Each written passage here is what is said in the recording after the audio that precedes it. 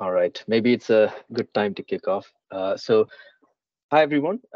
Thank you so much for joining us on this very special webinar with Jenny from Tradewater. So this is part of the Green Story webinar series on carbon offsetting and insetting, which is the third in the series so far.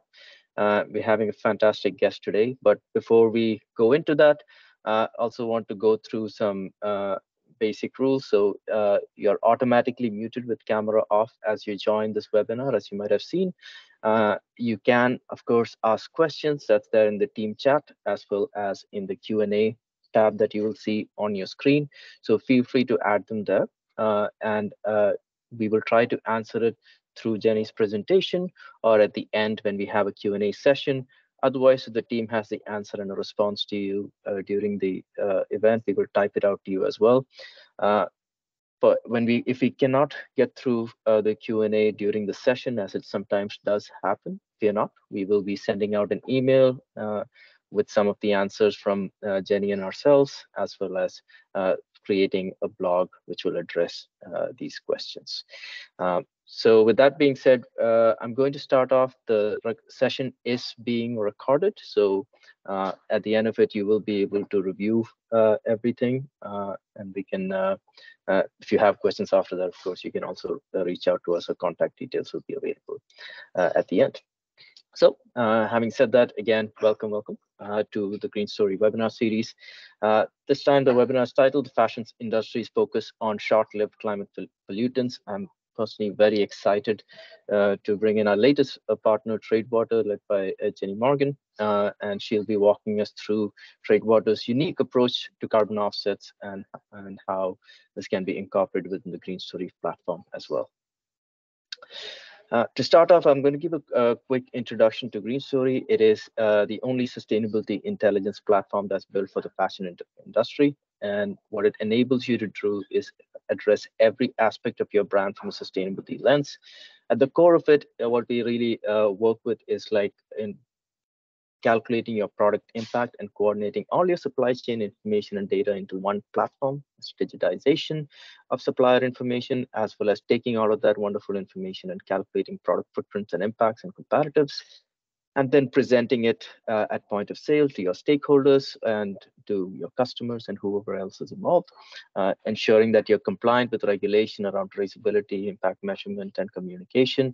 And finally, through projects like the Tradewater projects, compensate your product impacts through vetted and verified high quality offset and inset projects. So this is a quick view of our platform. The core of it is lifecycle assessment. So we do cradle to gate, gate to gate, or cradle to grave assessments of your entirety of footprint. And we present this all in one system and integrate it into your CRM, PLMs, and other systems that you might have. So you can present it in every which way to your entire customer base. We work with over 150 brands across the world and continue to help them scale their impact and the reductions they're having throughout the different programs. So that's about Green Story. So let me give you a brief introduction about Jenny. As I said, we're very excited to partner with Tradewater. Jenny's been with Tradewater since 2022 as their marketing development manager. And what Tradewater and she does is work with organizations to really help them achieve high quality carbon credits. We're all aware of the issues that have happened with on the carbon credit space. And by partnering with companies like Tradewater, we are ensuring that the quality of carbon credits are maintained, the high quality verified credits, but also credits which have an immediate impact right now. And for those of you who have read the project drawdown manifesto and the book, you would have seen that fugitive gas emissions, especially through refrigerants, is a huge source of impact, and probably the most impactful change we can make right now would be in kind of addressing those fugitive gas emissions as well as refrigerants, and that's exactly what Tradewater is doing. And Jenny is also very passionate about the space. When she approached Greenstory and we were working together, we've seen that both Tradewater and herself, they're very passionate about tackling this issue and ensuring that we have a collaborative experience across businesses and government to really have an impact across the world in tackling this huge issue. So welcome, Jenny, and I'm going to turn it over to you.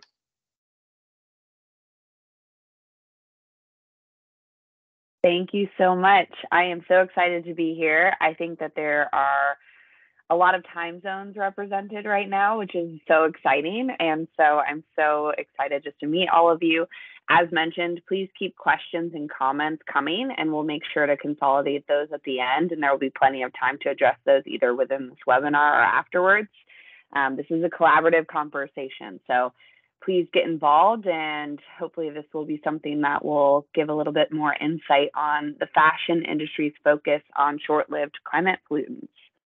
So as we all know, we need to cut global emissions in half by the early 2030s. And unfortunately, in 2023, we're starting to miss the window of opportunity to meet this goal. However, there have been some ways that we've identified how we can get back on track. And the most powerful industries are funding and implementing emergency brake measures to reduce emissions as quickly as possible. And Tradewater is part of that fight. Tradewater is partnering with leaders in the fashion industry to prevent some of the most potent greenhouse gases like refrigerants, halons, and methane from entering the atmosphere to dramatically slow the rate of global warming. And today we're going to discuss the carbon market, high quality carbon credits, and how to distinguish between quality, and then how to engage stakeholders across your business in your climate strategy. So let's get started. So let's start with fashion. Fashion has a long and complicated history with specific criticisms, and us in this room are here to see how we can minimize those risks. There have been issues identified with inclusivity, equity, and sustainability. And what signifies us here is that we're interested in learning, and that's the first step. We're interested in minimizing both business risks and climate risks. And by addressing these criticisms, we're opening up more opportunities. Long story short, climate risk is both business risk and livelihood risk. And luckily, there are ways that we can address these risks and scale solutions together. So today we're going to provide more clarity on fashion's complicated history with short-term climate pollutants like halocarbons and methane, but then learn from our histories and change the course of our futures. So first, let's level set and identify the problem. The Intergovernmental Panel on Climate Change, known as IPCC, released its first assessment report in 1990, which provided evidence of human activities, primarily the burning of fossil fuels, which was contributing to the increase in greenhouse gas concentrations and global warming. So here is what the IPCC is saying today in 2023. Basically, if you read through this list, they're saying that this is very serious. We are up against one of the most complicated and interdependent issues, and the consequences are catastrophic. And even though the stakes are so high and our deadlines are approaching, industry is mixed in their response on how they should address these business-crushing issues. Aside from preventing the extinction of just livelihood as we know it, climate risk is business risk. As leaders here in this space, we know that if we discovered a massive threat to the existence and longevity of our business, we would address it immediately.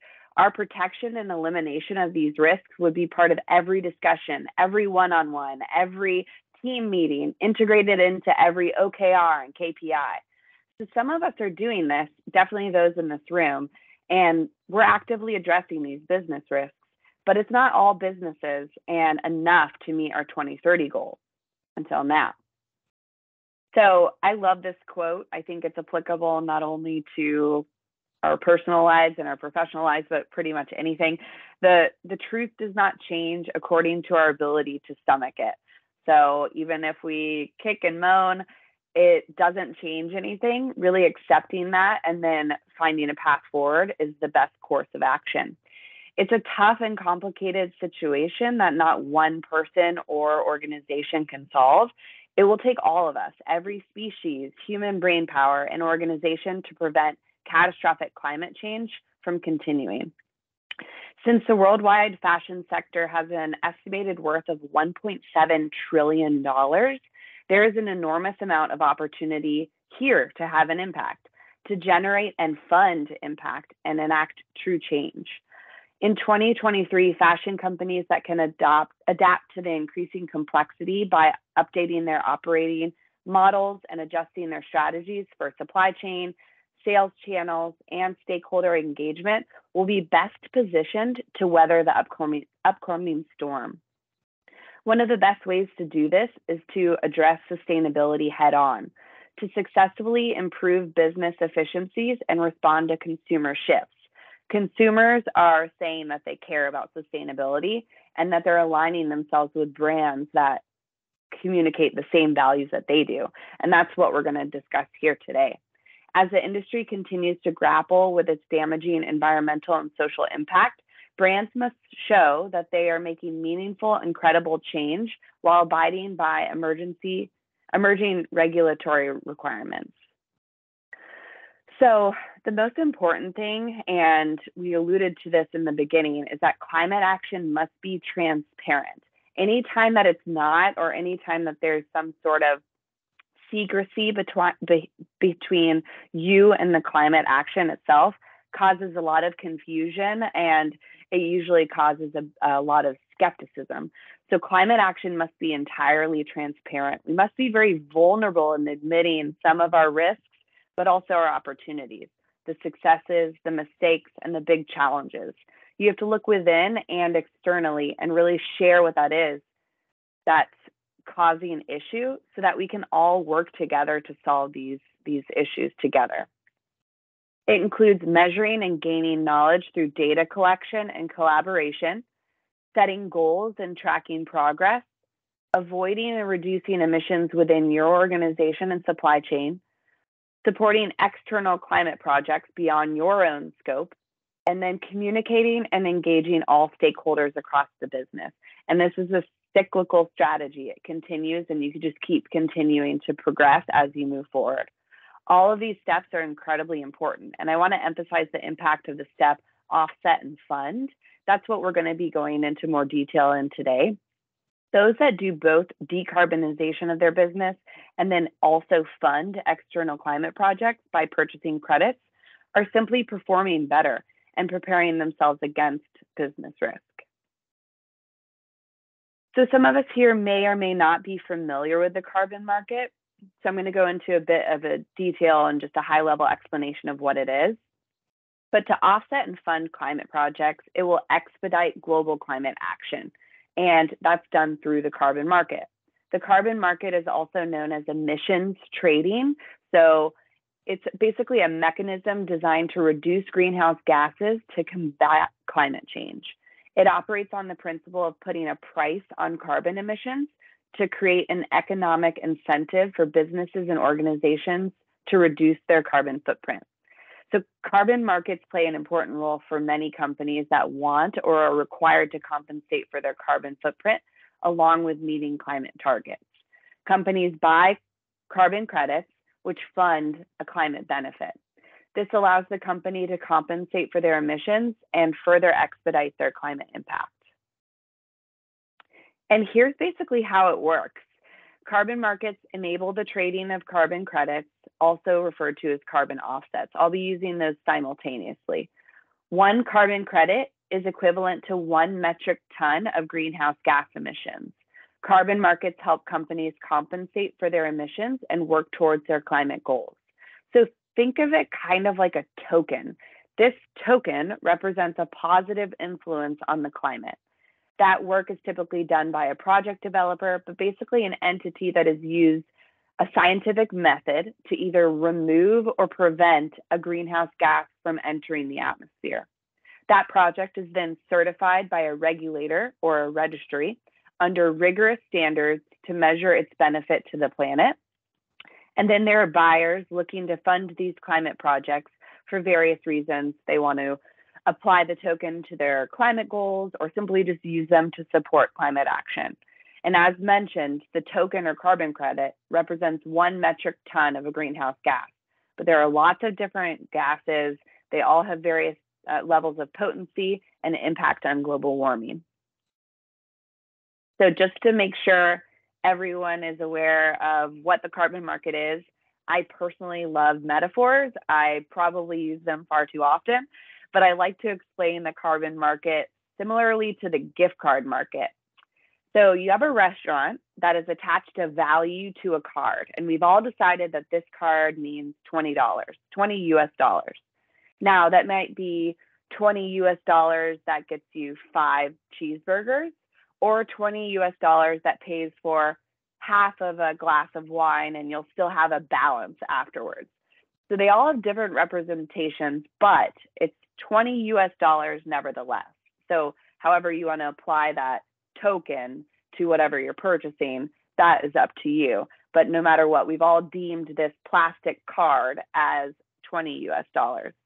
So you can use that card to feed your family tonight, or similar to what some of us did during COVID, we purchased these cards to financially support the restaurants we loved, whether we planned on using them or not. And this is basically what businesses and individuals are doing in the carbon market. They are using these credits, or gift cards in this metaphor, to help support their climate goals, or simply purchasing them to fund the projects that positively impact the planet. So hopefully that's a helpful breakdown of what exactly the carbon market is. So back to that circular progressive pursuit for climate action and climate positivity, I want to again reiterate that holistic climate strategy is those that are doing both decarbonization and funding external climate projects. Those that are doing both are simply doing better. And here's a study that shows just that. There's a myth that the companies buying credits are using them to cover up their lack of action internally. So they're basically using it as a Band-Aid. That's the accusation that you might see out there, that the carbon market is allowing for this type of abuse of the market. So Silvera took data from 100 plus of the largest companies over 8 years and across all industries and split them in half. 50% of them purchase credits and 50% do not. And basically what they found is that the ones funding external climate projects were decarbonizing at 2 times the rate of those that were not purchasing offsets. And this has nothing to do with the credits that they've purchased. They are simply emitting less because they are addressing their climate risk holistically. They are looking at the whole picture. It's like anything that we do in life. If we have a personal goal where we want to be healthier, and so first we start addressing our sleep, then we start addressing our meals or our fitness plan. If you're looking at something holistically, you're going to be doing better, faster, and more efficiently. What we've learned is that carbon credits should be integrated into climate strategies to expedite impact beyond your own scope of work. And this is for every business. Carbon credit projects fall within 1 or 2 main categories. So there are avoidance and reduction projects that prevent or reduce the release of carbon into the atmosphere. These may include avoided deforestation, destroying hazardous materials, and plugging oil and gas wells. Then there's removal and sequestration projects, which remove carbon from the atmosphere. So carbon's already been released and now you want to remove it from the atmosphere. Those are projects like reforestation, biochar production, and direct air capture. So no matter what type, there are ways to determine their quality by examining their additionality, permanence, accuracy, and responsibility. So additionality is basically, is this an additional climate benefit that we're funding? Projects that are unable to exist without revenue derived from carbon credits. So without this additional funding, the work would not be done and this climate action would not be completed. Permanence is also very important. The carbon reduction or removal can never be reversed. So this is really difficult for some nature-based solutions because of wildfires and such. So when you're researching your projects that you want to support, you want to ensure that there is a strategy to address permanence so that you're guaranteed that your investment will be a climate benefit today and a climate benefit tomorrow. And then accuracy and verify it, and ensuring that it's verified. It's monitored, reported, and verified by a credible third party. And I mentioned that there's these rigorous standards in the carbon market. If there is a verifier that is listing carbon credits for purchase, there is a rigorous standard that project developers have to abide by to ensure that it meets scientific expectations. So there's been public comment and scientific experts that have put together this methodology and standard so that we're quantifying for the exact climate benefit accurately. Responsible and measurable. It's calculated according to science-based data collection through this recognized methodology and then completed responsibly so they don't add harm in another area. That's often a criticism of some climate benefits where you're benefiting one thing but disrupting another. You want to ensure that the organizations that you're partnering with and the climate projects that you're funding are acting responsibly. And then co-benefits are very important. Some co-benefits might be wildlife protection, social impact, economic growth, and educational awareness. Those are definitely great qualities of a project developer and climate project. And it also helps if the project developer acts as a partner. It's not just simply transactional. They're supporting you as a business in being transparent, very easy to work with, and very collaborative. So the carbon market fills the gap. The red line on this graph represents our current greenhouse gas emissions. And then the green line represents carbon removal projects. The carbon market can fund and incentivize closing this gap here. And the carbon market recognizes the need for holistic and realistic emission reduction strategies. Companies can choose how they want to reduce their emissions, whether through technology upgrades, energy conservation, and the purchase of credits like greenhouse gas removals or greenhouse gas avoidance. Carbon markets are considered one of the key tools in the fight against climate change as they help incentivize emission reductions while providing a mechanism for businesses to transition to a low carbon economy. So as mentioned in the beginning, we need to cut emissions in half very soon and everywhere we can as quickly as possible with the goal of slashing these global emissions by the early 2030s. And then unfortunately right now, we're in a window where our opportunity is getting smaller and smaller to meet this goal. To get back on track, we need emergency brake measures. So you've put the brake on, now you're pulling the emergency brake because we're in that space right now. And luckily, there are solutions that are available today that could literally pull that emergency brake to get us to those 2030 goals. It's really just action and education that stands between that happening. The solutions that I want to talk about are ones that must be ready to go now without delay. They can't wait for new infrastructure to be built. They can't wait for new technology to be developed or a new idea to be figured out. They can't wait for nature to accumulate carbon in trees and soils. They need to be something that can be snap of a finger, receive funding, and the action is completed today. We need to identify the fastest, largest, and lowest cost climate solutions we can deploy right now. And that includes internal decarbonization efforts and by funding climate projects that are reliant on the carbon market to financially support and scale this work. So I'm going to go over those emergency brake solutions right now. And there's a multitude of climate projects funded through the carbon market. And I encourage all of you to do your own research to see what really aligns with you. But I'm going to focus on the ones that can be deployed today and that can have immediate action today. So here are some of the fastest, largest, and lowest cost climate solutions that we can deploy right now. Deforestation is the first. Deforestation is particularly important because it accounts for approximately 12% of the world's emissions, and that's rising. Deforestation is highly concentrated in a few regions where forests are cleared to raise cattle, animal feed, and palm oil. If we focus efforts specifically of deforestation efforts in Brazil and Indonesia, we can make a huge difference. So take a look for projects like that. We also need to focus on potent short-lived climate pollutants, which is what Tradewater addresses. Reducing methane and black carbon emissions helps in the short term because these gases warm the planet at a faster rate. Cutting these emissions helps us slow the progress of warming as we cut other emissions as well. And then other emergency brake solutions focus on waste and efficiency.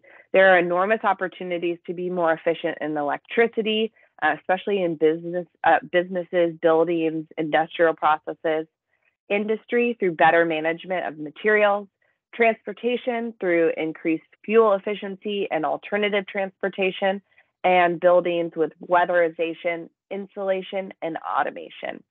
And we should cut food waste.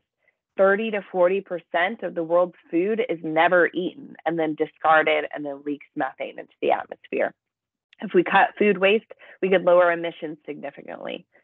There are a few other things where emission cuts could happen quickly without harming vulnerable people.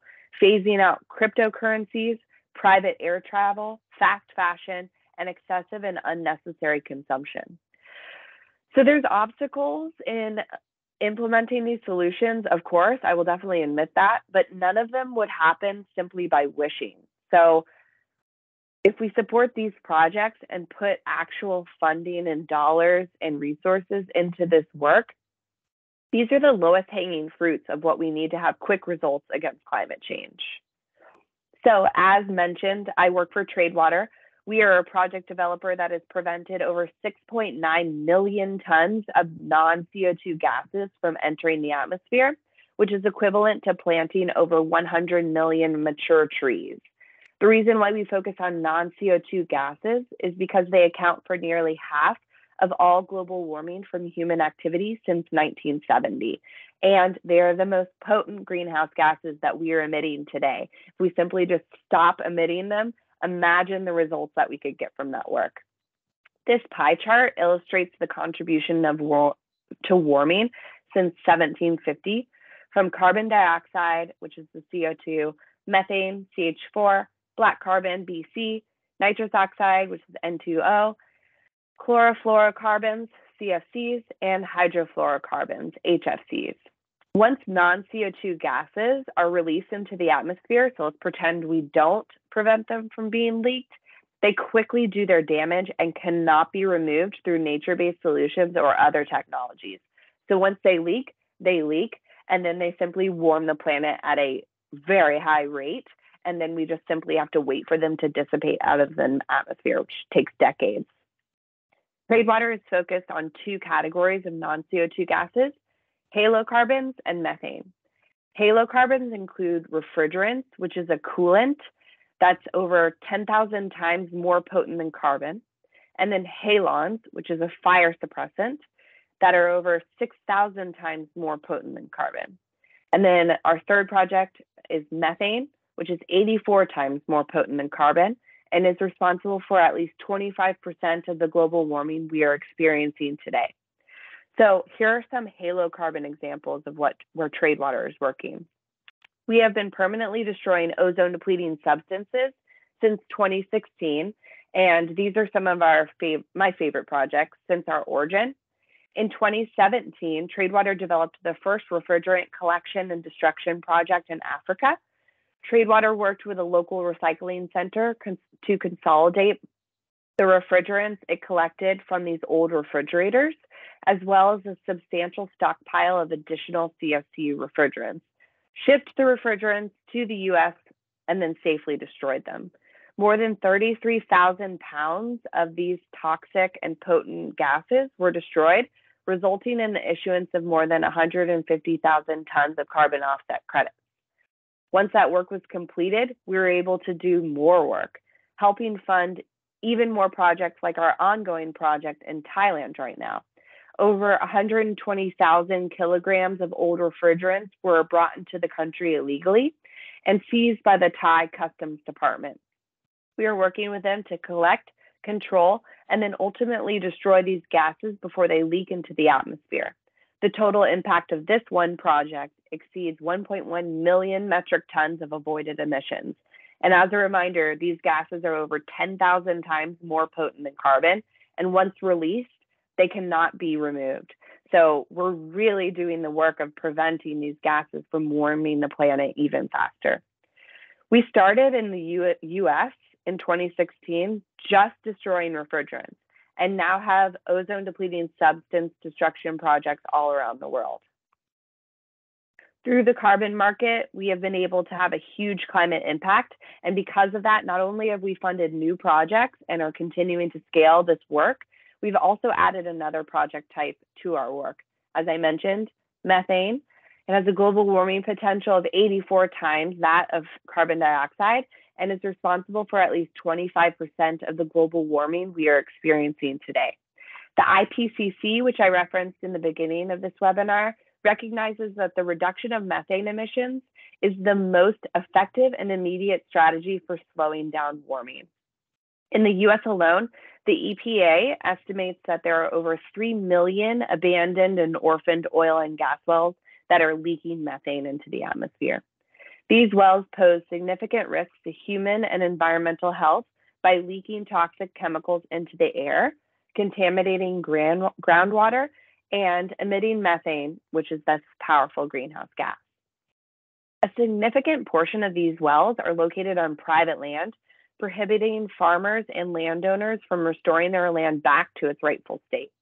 Orphaned wells, meaning wells that have no solvent owner, they're basically were drilled and then abandoned and orphaned completely. No one is responsible for them anymore, have caused a substantial decrease in the property value and land productivity, meaning that they harm the planet, living beings' health, and also our global economy. There are lots of reasons to get these plugged as soon as possible. Tradewater is finding these wells, measuring their methane emissions, and then permanently plugging them to stop current leaks and prevent future releases of methane in the future. So all of these climate initiatives are funded through the carbon market. They're scaled through the carbon market. They increase awareness and action through the carbon market. The carbon market is the mechanism that allows us to do this work at the rate we're doing it. Again, as mentioned, we started in 2016 with a small project in the US. Now we've prevented almost 7 million tons of gases from entering the atmosphere. We're projected, if the carbon market continues to receive the attention and funding it deserves, 22 million tons by 2027. So industry has a huge role in climate action. There are companies actively fighting climate change and making it their responsibility, because it is. It's our responsibility not only to protect our environment, but also to protect our business. As mentioned earlier, climate risk is business risk.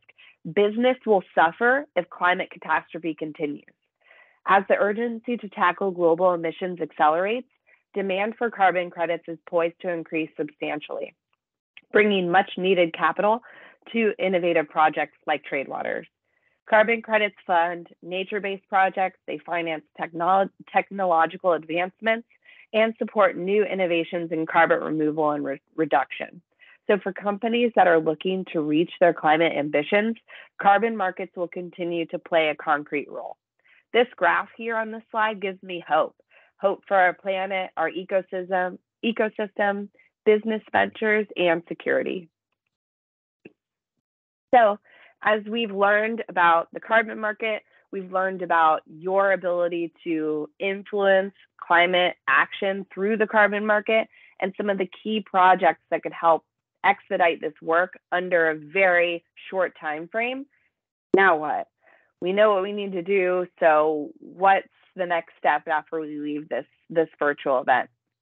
You know the problem, you know the essential balance between internal and external climate projects and how industry can change how we can experience the next 100 years. So start with encouraging a sense of urgency for climate action within your organization. Communicate your mission.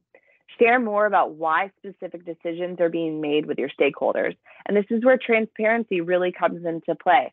Be honest about some of your challenges, but also be proud of some of your successes.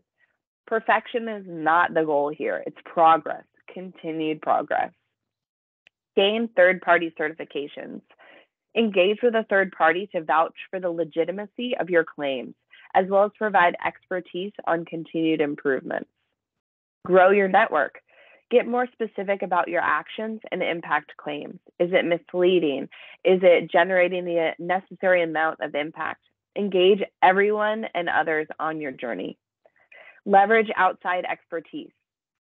Be transparent in your risks, shortcomings, or requirements for progress. This is where you could actually get input from your stakeholders, and it really embodies stakeholder loyalty when you get that outside influence. It allows everyone to kind of be a part of your mission. Form stakeholder coalitions. So provide documentation, imagery, and assets to showcase more about your work and its impact, and then partner with your ecosystem to support goals across your entire business. Facilitate systemic change. Address climate change holistically to ensure that you are prioritizing the current catastrophic threat as well as the future.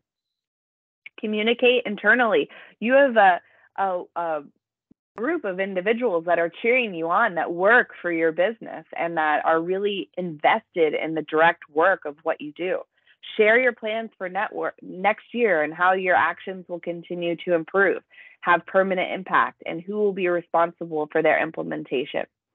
And then engage your external stakeholders. Help generate increased demand within the carbon market while supporting emergency brake climate solutions like we discussed. Continued and increased demand in the carbon market will allow for our way to solve our way out of this. I hope I was able to provide clarity on one of the most necessary markets and climate mechanisms available today. I know that there's been confusion around the carbon market, but this is something that is a way to really fuel change. And if you use those guides of permanent, accuracy, and additionality, you can really decide on which projects are going to have that guarantee on impact. Thank you for being curious while simultaneously looking for climate actions to support a purposeful, profitable, and long-lasting fashion brand. You can visit our website by using this QR code, go to Green Story, go to tradewater.us, and learn more about all the different resources and solutions. And now it's really just to ask yourself, what am I waiting for? Wonderful. Thanks so much, Jenny. That was so informational. Before we go into details on how you can access Tradewater through Green Story and our platform, let's open it up for Q&A. And I see there are 2 questions out already. So, Jenny, I'd like to read them out to you. Can you explain for Mamta what additionality is about, and if you can give any examples on what the additionality criteria is? Sure. So additionality is if the carbon market didn't fund it, it wouldn't happen. So for example, I'll give a nature-based solution example and then a Tradewater example. If you have a tree, you can't point at a tree and say, climate project. It doesn't work that way unless that tree was going to be cut down. Then you could say, if I protect this tree, I'm adding a benefit to the planet that wouldn't happen if I didn't step between a logger and this tree. Otherwise, it isn't an additional benefit. That tree would exist no matter what without you stepping in between a logger and cutting down the tree. So you're adding an additional benefit. It's actually proven that this benefit would not happen without you. For our work, refrigerants are not mandated to be destroyed. Your governments and organizations are not required to destroy them. So without us stepping in and actively destroying these gases and preventing them from leaking, they would leak. So we're providing an additional climate benefit to ensure that this work is being done. So without us, it wouldn't be done. That's the additionality. Additionality is difficult to prove in some projects.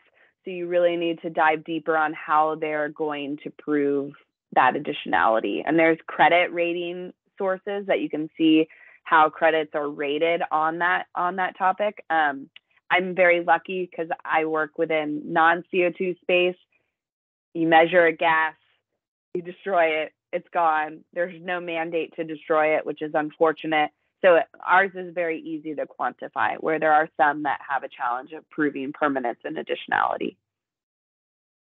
Fantastic. And I'm so glad you came with the tree example because that's also a prime example of leakage and uh, permanence as well. So I think maybe, and this leads me to another question around from Stuart on the tree planting reforestation and how it fits into the permanent criteria or not.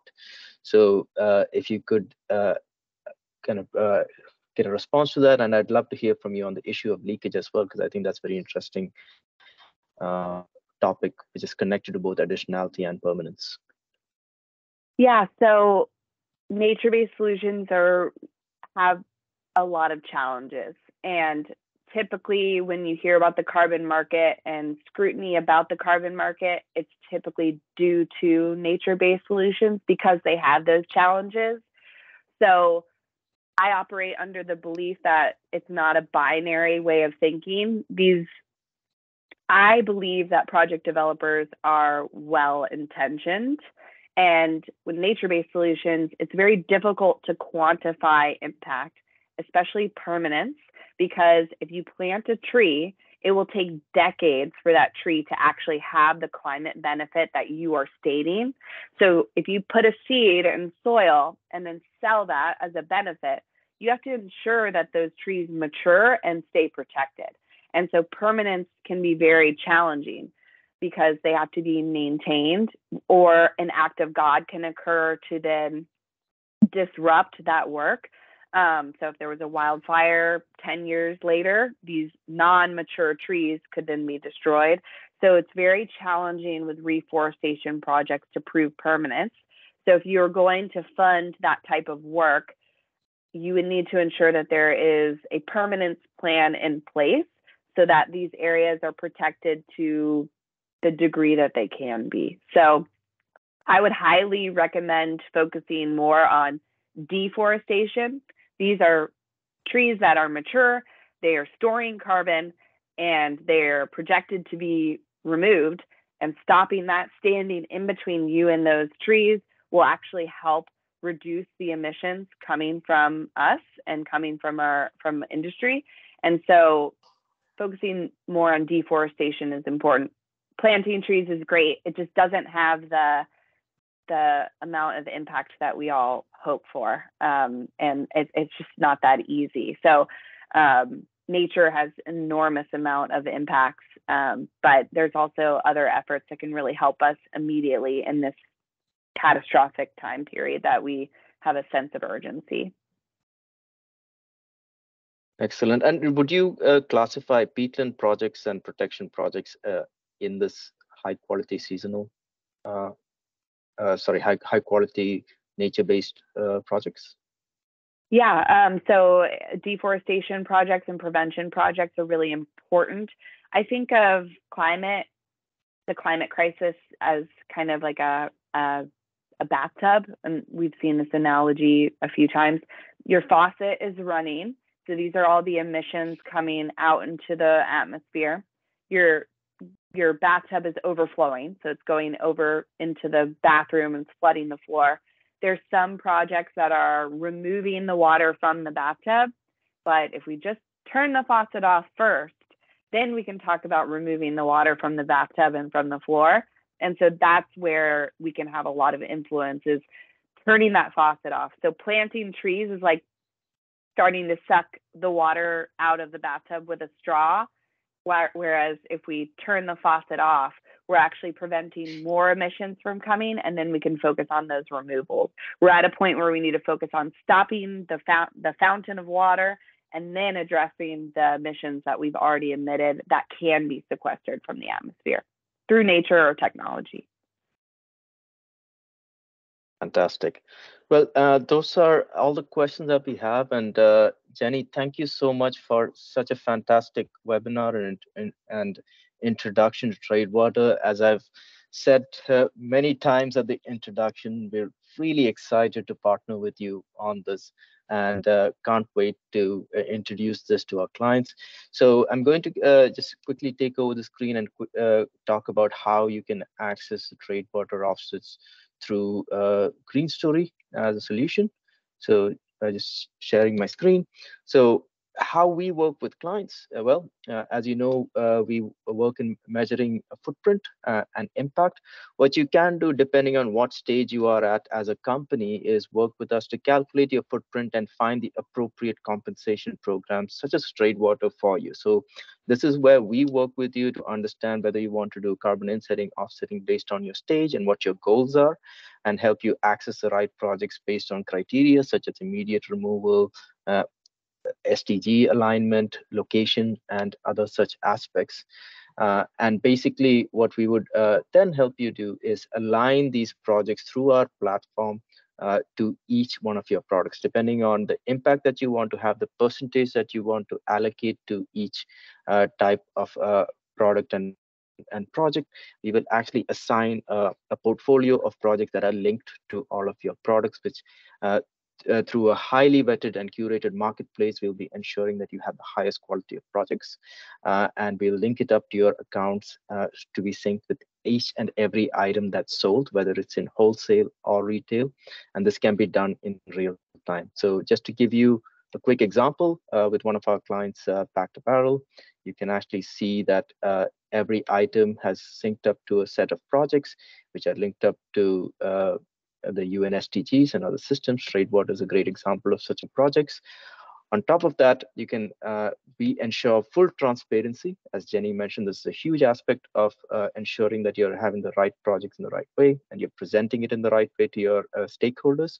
So all transactions across your systems are logged publicly within our platform, so anybody can review and ensure the traceability of these projects are kept safe.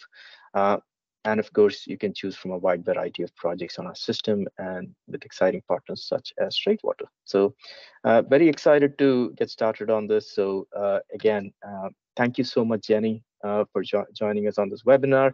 And for those of you who are interested in learning more, please reach out to Jenny or me. We'll be sending out the contact details. And finally, we do have a few follow-ups coming up, especially on the 27th of November. So please mark your calendars. We'll be talking more in depth on these kind of projects, but also talking more in depth about the Green Story platform and some of the interesting partnerships we have going on, such as Tradewater and with IBM, Bain, and a few other companies. So thank you so much, everyone, for joining, and see you at the next webinar. Take care. Thank you. Thank you.